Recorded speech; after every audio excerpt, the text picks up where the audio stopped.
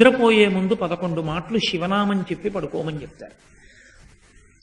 తెల్లవారి నిద్ర లేచేటప్పుడు మీరు పరమశివ భక్తులైనా సరే, మీ కులదేవత పార్వతీ పరమేశ్వరులైనా సరే, శివ అంటూ లేవడాన్ని శాస్త్రం అంగీకరించదు. శాస్త్రమే. శివుడు కేశవుడు రెండని నేను అంటలేదు, కానీ దేని స్థితి దాందే అంతే.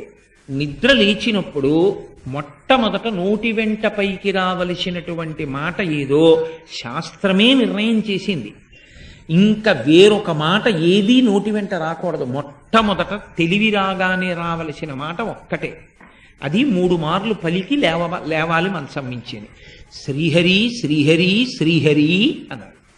3 మాటలు శ్రీహరి అన్న నామం చెప్పి మాత్రమే లేవవలసి ఉంటుంది. అంటే జాగృతి ప్రారంభమైంది. నిద్ర లేచాడంటే రక్షణ చెయ్యవలసినటువంటి వాడు శ్రీ మహావిష్ణువు.